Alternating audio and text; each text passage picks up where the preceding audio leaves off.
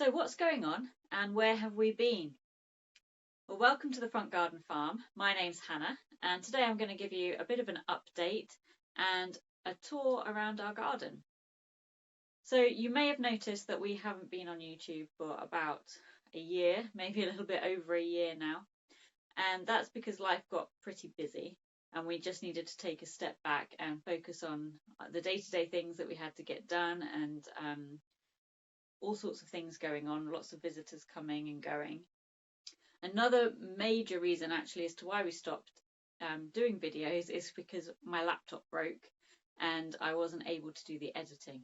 So now we've got a new computer and we're able to get back to it. So I look forward to producing more content for you. We're going to do a little bit of a mix. We're going to do some podcast style content, which will be available on Spotify as well as on YouTube. And then I will be doing some kind of how-to videos, some educational stuff to help you in your journey of growing, mixed in with a little bit of, okay, this is what we're doing this week, come and have a look. So now that's brought you up to speed, let me give you a bit of an idea of what's going on. So what's been happening around here? Well, our big news is we've actually given up the allotment. We had an allotment for 2 years and that was a really great learning experience for us. And it was great to be able to grow on a bigger scale. But what we found was, well, we haven't had very good weather the past year, really. It's been very wet and stormy. And it's been difficult to get to the allotment. I've only got transport some of the days of the week, not all of them. So in the times that we had free and available, it was usually wet and not really suitable for going and doing the work down there. And we just weren't getting down there often enough to be able to keep on top of the weeding and the harvesting, and it kind of all went to rack and ruin really. And we decided that our time would be better spent working on a smaller scale at home so that we can actually do a really good job of what we do have here, rather than a half-hearted kind of attempt at a job and then having to spend every weekend down at the allotment trying to catch up with everything.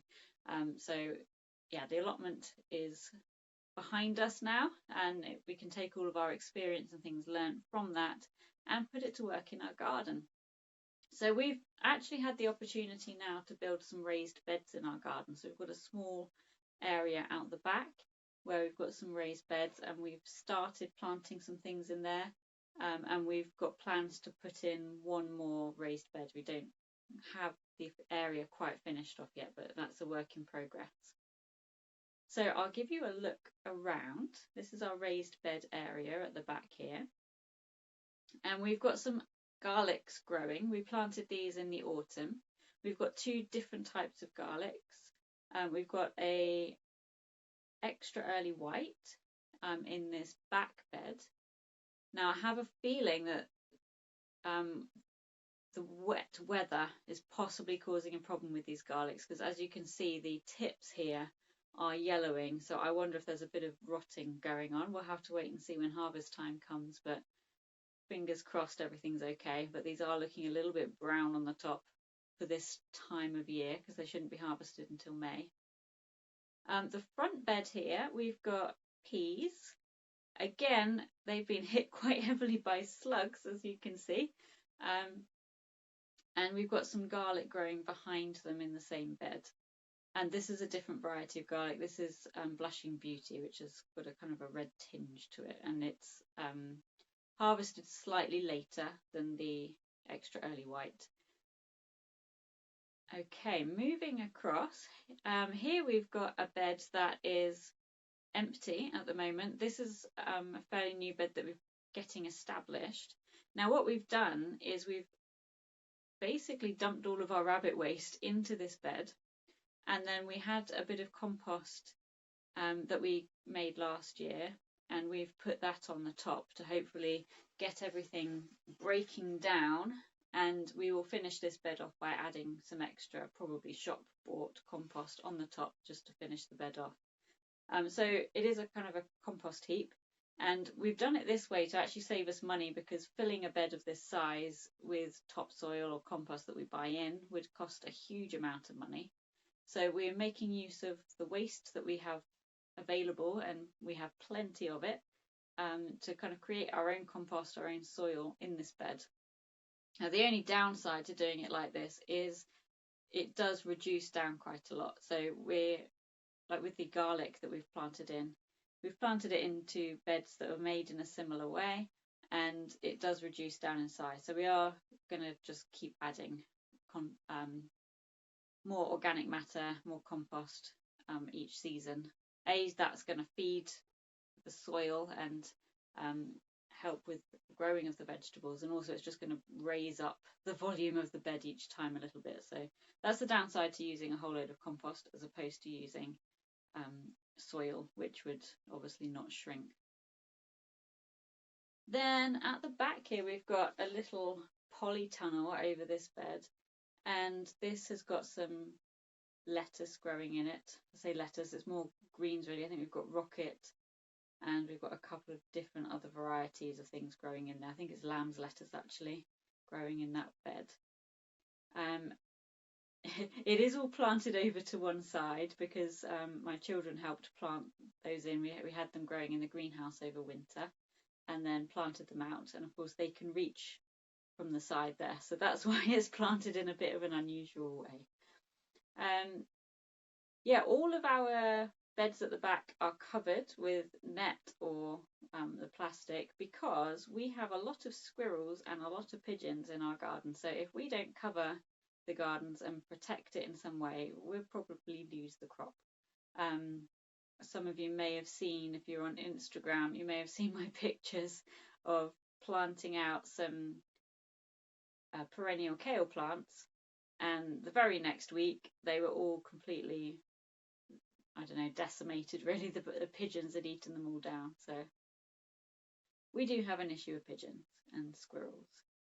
But yeah, hopefully netting will help us to actually get some stuff growing here.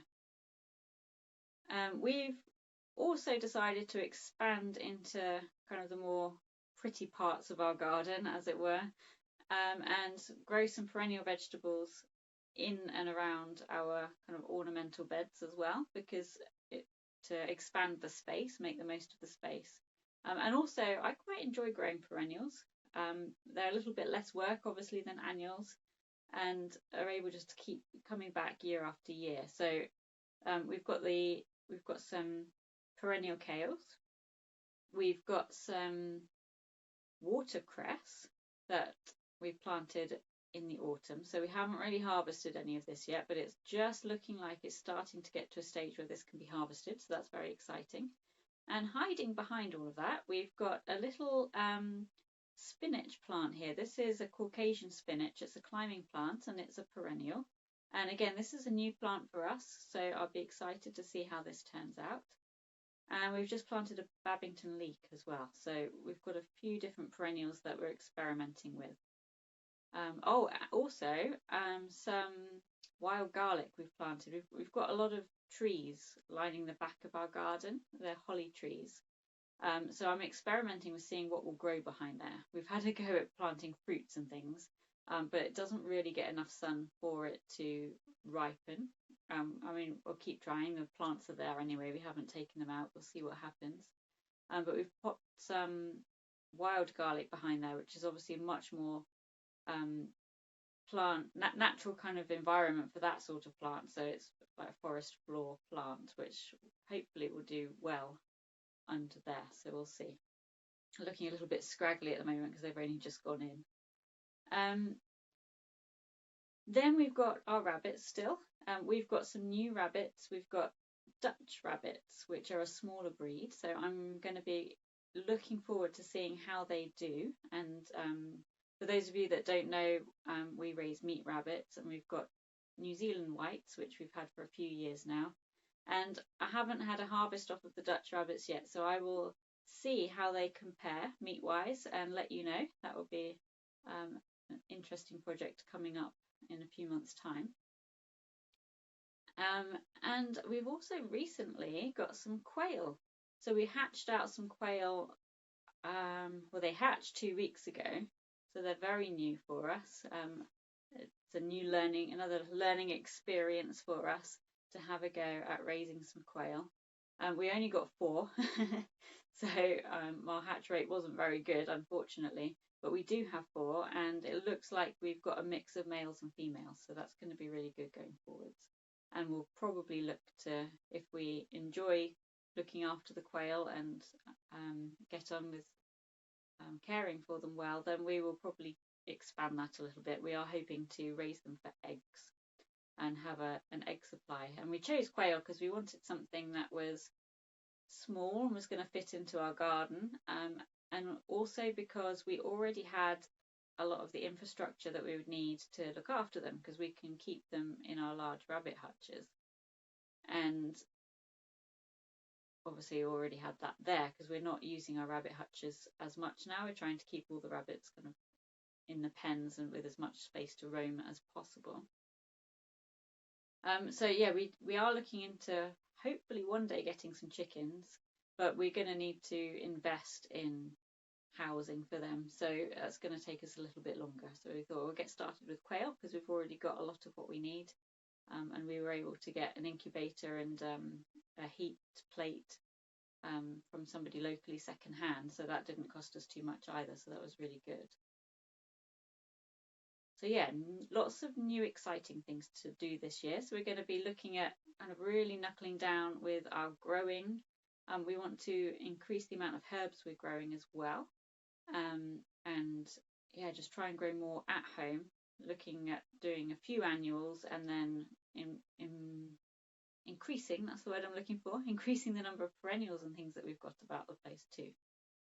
We're carrying on with our rabbits, and again looking at this new breed, or new breed for us, and seeing how they compare. And then we've got hopefully some eggs coming later in the year as well. So lots of new things to look forward to, and we will bring you along for the journey. So it'd be great if you haven't already, then click the subscribe button to follow along with our adventures and see what we get up to.